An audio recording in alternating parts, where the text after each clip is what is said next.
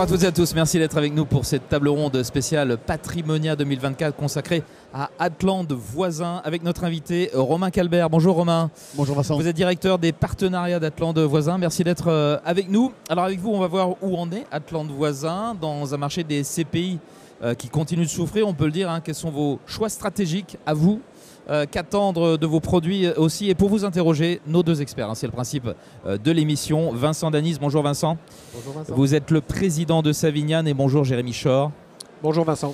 Directeur commercial de Prime Alliance. Merci aussi à tous les deux d'être avec nous. Avant toute chose, Romain, un petit mot de présentation d'Atlante Voisin. Qu'est-ce qu'on peut en retenir? Quels sont les fondamentaux? Alors Atlante Voisin, on est un acteur historique de la SCPI. On gère des SCPI depuis 1968 avec 3 véhicules, donc Immoplacement SCPI, qui existent depuis plus de 50 ans aujourd'hui. Et c'est vrai que les conseillers en gestion de patrimoine nous connaissent surtout pour nos 2 autres véhicules que sont Épargne Pierre, investissent 100% en France, qui a plus de 10 ans aujourd'hui, et Épargne Pierre Europe, lancée fin 2022, et elle, pour le coup, 100% zone euro hors France. On va beaucoup en parler de ces 2 produits. Jérémy, la première question, c'est la vôtre. Alors la première question, Romain, c'est aujourd'hui Épargne Pierre est une des plus grandes SCPI de par sa capitalisation sur le marché. Quel est le secret de votre stabilité dans un marché où les grandes capitalisations ont beaucoup souffert en termes de valorisation? Alors oui, vous faites référence aux baisses de valorisation qu'on a pu connaître sur certaines SCPI de la place, notamment des grosses SCPI historiques. Alors c'est vrai qu'Épargne Pierre, finalement, elle répond aux caractéristiques de la grosse SCPI historique, avec quasiment 3 milliards en termes de capitalisation. Après, il y a plusieurs aspects qui permettent sa résilience.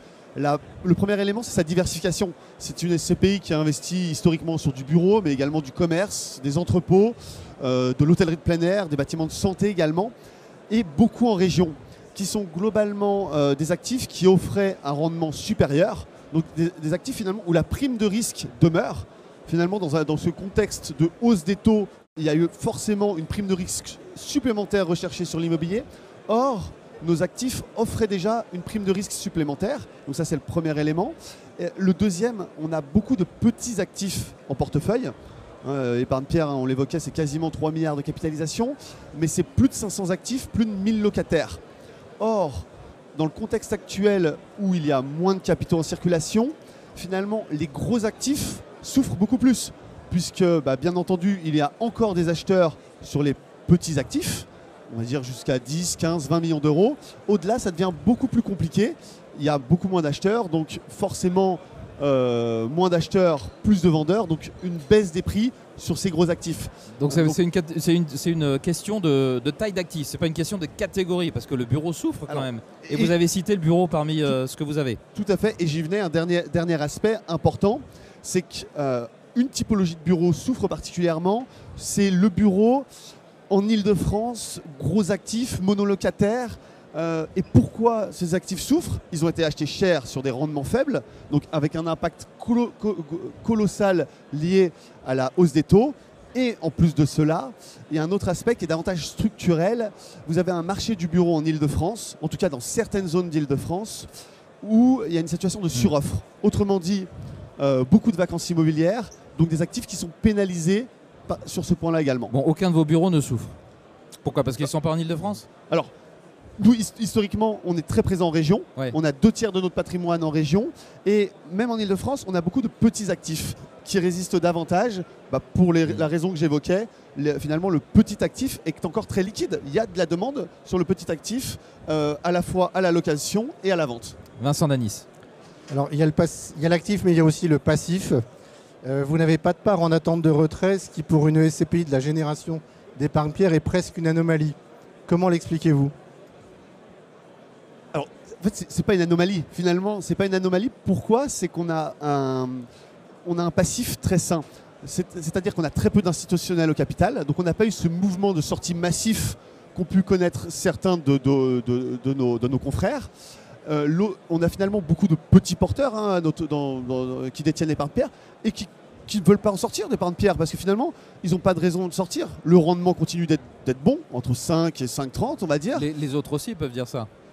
Alors, avec un aspect très différenciant, c'est que ces acteurs qui souffrent avaient et ont toujours beaucoup d'institutionnels au capital. Ces institutionnels qui ont dû vous parlez du rendement. Qui ont dû mettre leur part en vente et le rendement, souvent ces gros acteurs avaient un rendement qui s'était beaucoup tassé, ce qui n'est pas notre cas.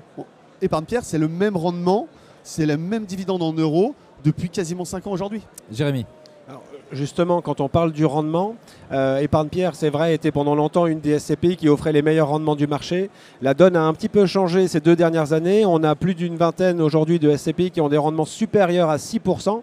Vous êtes situé un peu en dessous de ces rendements-là et pourtant vous attirez toujours autant de collecte. Comment vous faites pour continuer à maintenir cette dynamique de collecte? Alors, bien entendu, comme vous le savez, le rendement va de pair avec le risque. Or, Épargne-pierre, finalement, offre un couple rendement-risque très bon. Un rendement qui reste bon, entre 5,20 et 5,30. Alors, bien entendu, inférieur au rendement que certaines SCPI proposent, notamment des nouvelles SCPI.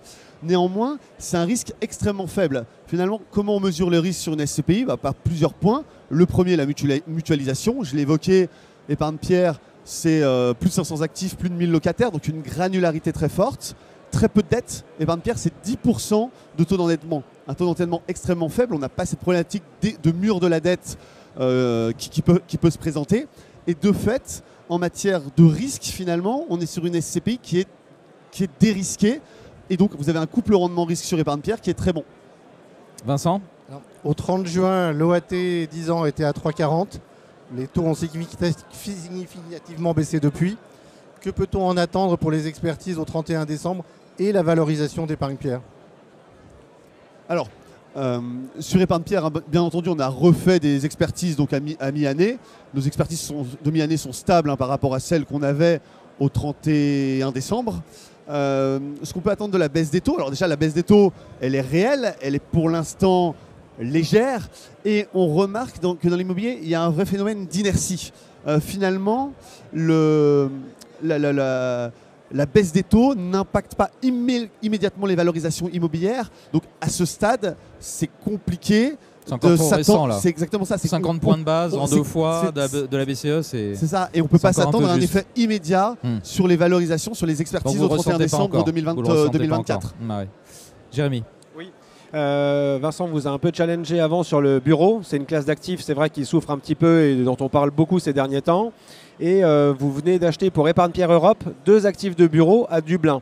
Alors, est-ce que c'est judicieux et pertinent aujourd'hui d'acheter du bureau?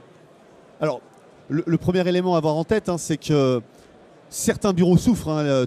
Toute la classe bureau ne souffre pas. L'exemple typique, c'est les cœurs de ville. On peut prendre pour exemple le cœur de Paris où le taux de vacances est très faible. Et c'est le cas dans beaucoup de grosses métropoles.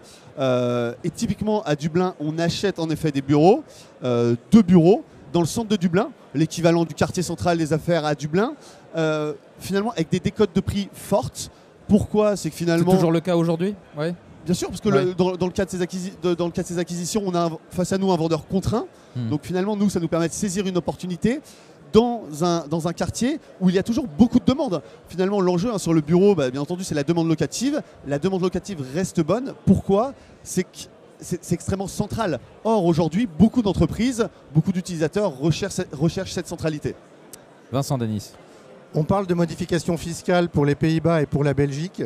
Quelles conséquences pour Épargne-pierre Europe et pour ses associés? Alors, une question vraiment d'actualité sur laquelle aujourd'hui je ne peux pas me prononcer parce que pour l'instant on n'a pas une visibilité totale. Donc nous il y a une pression, un lobbying de la part de l'ASPIM, entre autres, auprès des pouvoirs publics, entre autres néerlandais, pour faciliter la vie des porteurs de parts, entre autres aux Pays-Bas. Nous, pour le coup, on n'a pas d'actifs au Belgique, on est uniquement présent aux Pays-Bas, en plus de l'Irlande et de l'Espagne. Bon, wait and see alors. Exactement. Jérémy. Oui, alors sur les acquisitions justement avec Épargne-pierre Europe, vous vous diversifiez dans d'autres pays que la France. Comment faites-vous pour acheter finalement? Comment vient le sourcing? Parce qu'on a tendance à dire que si on a des bureaux que en France, peut-être que c'est le marché qu'on maîtrise le mieux. Comment vous faites pour réaliser des investissements à l'étranger? D'où vient le sourcing? Alors, le point déjà à avoir en tête, c'est que c'est vrai qu'Épargne-pierre est une SCPI 100% française. On a lancé Épargne-pierre Europe fin 2022 qui, elle, pour le coup, investit à l'étranger. Mais il faut bien avoir en tête que nous gérions déjà des actifs immobiliers à l'étranger, notamment en Espagne. Et finalement, on avait déjà la capacité de sourcer avec des personnes présentes dans ces pays pour sourcer les actifs, avoir les relations avec les utilisateurs, les entreprises, les brokers, et puis bien entendu pour trouver les actifs appropriés. Donc l'idée, c'est vraiment d'être présent localement dans ces pays pour avoir le meilleur sourcing possible. Allez, on a encore le temps pour 2 questions, on va dire. Vincent. Épargne-Pierre avait privilégié les investissements dans les petits actifs. Épargne-Pierre Europe investit dans des actifs de taille plus importante. Doit-on considérer cette SCPI comme plus risquée? Alors, des plus gros actifs, pas forcément, puisque finalement, on a beaucoup de petits actifs également dans l'épargne-pierre Europe. On a des actifs de 3, 5, 8 millions d'euros. Alors, il est vrai qu'à Dublin, on a acheté des actifs de taille un peu plus importants, supérieurs à 20 millions d'euros pour un actif. Mais en fait, c'est le contexte de marché qui veut ça. Pourquoi? C'est que finalement, on est dans un contexte, et je l'évoquais précédemment, où il y a de moins en moins d'acheteurs sur les actifs avec des prix unitaires plus importants. Ce qui était l'inverse il y a quelques années. Finalement, il y a quelques années, il y avait beaucoup de capitaux en circulation. Les institutionnels allaient sur l'immobilier tertiaire. Les SCPI collectaient beaucoup d'argent, allaient sur l'immobilier tertiaire. Aujourd'hui, le contexte actuel est radicalement différent. Donc en fait, ce qu'on remarque, c'est qu'autant sur les petits actifs, il y a davantage de concurrence, autant dès qu'on dépasse une certaine taille critique, 10, 15, 20 millions d'euros, il y a beaucoup moins d'acheteurs en face, donc on arrive à mieux négocier. Alors avec un point à avoir en tête, c'est que bien entendu, épargne-pierre Europe, elle fait un peu plus de 200 millions d'euros de capitalisation. On n'ira jamais sur un actif de 40, 50 millions d'euros pour l'instant. L'idée d'aller sur des actifs un peu plus importants pour mieux négocier, tout simplement. Une toute dernière question, Jérémy. Alors justement, il y a beaucoup de concurrence aujourd'hui sur les SCPI européennes, c'est à la mode, il y en a de plus en plus, les épargnants sont attirés aussi par ce type de véhicule. Comment se situe Épargne-Pierre Europe par rapport à ses concurrents? Déjà, on est très attentif au marché. On voit finalement toutes ces sociétés de gestion ou ces CPI qui se créent. Alors après, finalement, nous, on essaie de toujours rappeler à nos distributeurs et aux porteurs de parts que finalement, l'enjeu sur un véhicule SCPI, c'est la stabilité du revenu. C'est une stabilité du revenu qu'on offre sur Épargne-Pierre et qu'on veut offrir sur Épargne-Pierre Europe avec un rendement brut de fiscalité entre 6 et 6,5. Donc c'est vraiment cette stabilité du revenu qu'on veut avoir. Romain Calbert, merci beaucoup d'avoir été avec nous, directeur des partenariats d'Atlande Voisins, et merci à nos 2 experts, Vincent Danis et Jérémy Schor. Merci à toutes et à tous de nous avoir suivis et à très vite pour une nouvelle émission depuis Patrimonia 2024.